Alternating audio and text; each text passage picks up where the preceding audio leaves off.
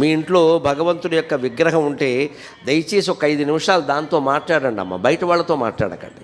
పక్కన ఉన్న వాళ్ళు భార్యో భర్తో పిల్లలో ఏదైనా అనుకుంటారంటే తలుపేసేయండి, మాట్లాడండి.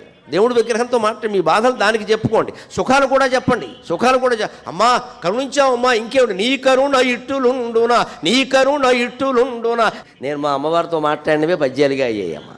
నాకు ఎప్పుడైనా మంచి జరిగింది, శుభం జరిగింది నేను అడగకుండానే అనిపిస్తే వెంటనే తలుపేసేసి లోపలికి వెళ్ళి మా అమ్మవారి విగ్రహం ముందు ఓ పద్యం చెప్పేస్తా. నీ దయ్య ఎలా ఉంటుందా, నీ కరుణ ఇట్టులుండునా, చీకునట విలంబమవును. ఎన్నో ప్రార్థన పద్యాలు చెప్పాను నేను, ఇంతవరకు నాకు అది కనపడలా. కానీ కాస్త ఆలస్యమైంది. కానీ చేకొన్న ఎడన్ ఆకొనక ముందే అన్నము మాకందింతువు భవాని. ఇంకా బిడ్డ పూర్తిగా ఆకలితో మాడిపోకుండానే, ఆకలి ఇస్తోంది అన్నం పెట్టమ్మా అని అడగకుండానే తల్లి ప్రేమతో ఒరే 11 అయిందిరా, అన్నానికి రావా అని పిలిచి పెడుతుంది.